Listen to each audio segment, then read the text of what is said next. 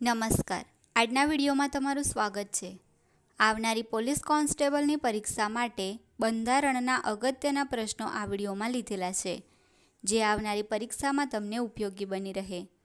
આ channel like અને subscribe કરશો, જેથી દરેક વિડીયો તમારા સુધી પહોંચી શકે. પહેલો પ્રશ્ન છે, ફેડરલ કોર્ટની સ્થાપના ક્યારે થઈ હતી? તો ફેડરલ કોર્ટની સ્થાપના 1 ઓક્ટોબર 1937માં થઈ હતી. બીજો પ્રશ્ન છે, સુપ્રીમ કોર્ટની સ્થાપના ક્યારે થઈ હતી?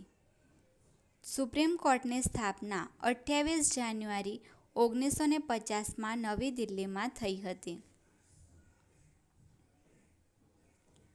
ત્રીજો પ્રશ્ન છે, ફેડરલ એટલે કે સંઘીય ન્યાયાલયના સૌ પ્રથમ મુખ્ય ન્યાયાધીશ કોણ હતા? તો એ હતા સર મોરિસ ગ્વેયર. ચોથો પ્રશ્ન છે, સ્વતંત્ર ભારતની સુપ્રીમ કોર્ટના સૌ પ્રથમ મુખ્ય ન્યાયાધીશ કોણ હતા? હરિલાલ કણિયા. પાંચમો પ્રશ્ન છે, અનુચ્છેદ 124માં શું જોગવાઈ છે? સુપ્રીમ કોર્ટની સ્થાપનાની. છઠ્ઠો પ્રશ્ન છે, અનુચ્છેદ 124A શું જોગવાઈ છે? સંસદને ન્યાયાધીશોની સંખ્યા વધારવાની સત્તા. સાતમો પ્રશ્ન છે, અનુચ્છેદ 124(2) શું જોગવાઈ છે? તો રાષ્ટ્રપતિ દ્વારા સુપ્રીમ કોર્ટના ન્યાયાધીશોની નિમણૂક. આઠમો પ્રશ્ન છે, અનુચ્છેદ 124(3) શું જોગવાઈ છે? તો સુપ્રીમ કોર્ટના ન્યાયાધીશની યોગ્યતા. નવમો પ્રશ્ન છે, સુપ્રીમ કોર્ટના ન્યાયાધીશ કેટલી ઉંમર સુધી હોદ્દા પર રહી શકે? 65 વર્ષ સુધી. 10મો પ્રશ્ન છે, સુપ્રીમ કોર્ટના ન્યાયાધીશોને કયા 2 આધારો પર હટાવી શકાય? તો સિદ્ધ કદાચાર અને અસમર્થતા. 11મો પ્રશ્ન છે, સૌ પ્રથમ સુપ્રીમ કોર્ટના કયા ન્યાયાધીશ વિરુદ્ધ હટાવવાનો પ્રસ્તાવ લાવવામાં આવ્યો હતો, પરંતુ પસાર થયો ન હતો? વી. રામાસ્વામી, ઈસવીસન 1992-93માં. 12મો પ્રશ્ન છે, સુપ્રીમ કોર્ટના ન્યાયાધીશો પોતાનું રાજીનામું કોને આપે છે? રાષ્ટ્રપતિને. 13મો પ્રશ્ન છે, અનુચ્છેદ 124(4) શું જોગવાઈ છે? ન્યાયાધીશોને તેમના પદ પરથી દૂર કરવાની પ્રક્રિયા. અનુચ્છેદ 124(5) શું જોગવાઈ છે? સંસદ ન્યાયાધીશોને હટાવવા માટેની કાયદાકીય પ્રક્રિયાની જોગવાઈ કરી શકે.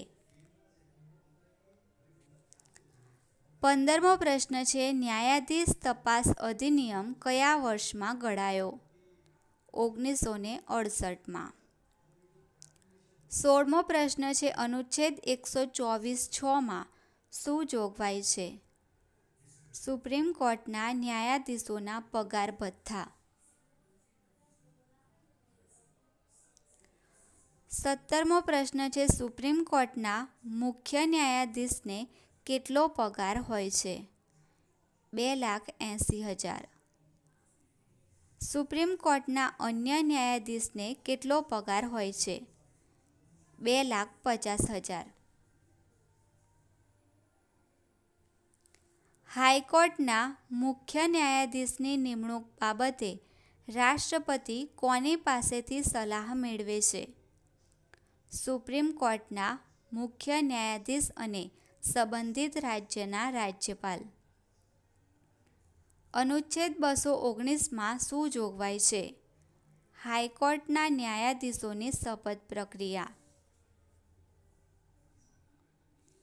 હાઈકોર્ટના અન્ય ન્યાયાધીશની નિમણૂક બાબતે રાષ્ટ્રપતિ કોની પાસેથી સલાહ મેળવે છે?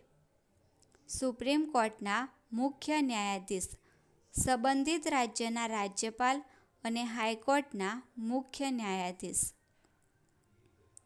22મો પ્રશ્ન છે, હાઈકોર્ટના ન્યાયાધીશોને શપથ કોણ લેવડાવે છે? રાજ્યના રાજ્યપાલ. 23મો પ્રશ્ન છે, હાઈકોર્ટના મુખ્ય ન્યાયાધીશ અને અન્ય ન્યાયાધીશનો કાર્યકાળ કેટલો હોય છે? 62 વર્ષની ઉંમર સુધી. હાઈકોર્ટના ન્યાયાધીશોને તેમના હોદ્દા પરથી હટાવવા માટે કઈ પ્રક્રિયા છે? સુપ્રીમ કોર્ટના ન્યાયાધીશોને હટાવવા માટે વપરાતી પ્રક્રિયા. અનુચ્છેદ 221માં શું જોગવાઈ છે? ન્યાયાધીશના પગાર ભથ્થા. હાઈકોર્ટના મુખ્ય ન્યાયાધીશનો પગાર કેટલો હોય છે? 2,50,000. હાઈકોર્ટના અન્ય ન્યાયાધીશનો પગાર કેટલો હોય છે? 2,25,000. અનુચ્છેદ 222માં શું જોગવાઈ છે? એક ન્યાયાલયમાંથી અન્ય બીજા હાઈકોર્ટમાં ન્યાયાધીશની બદલી. અનુચ્છેદ 223માં શું જોગવાઈ છે? હાઈકોર્ટમાં કાર્યકારી મુખ્ય ન્યાયાધીશની નિમણૂક.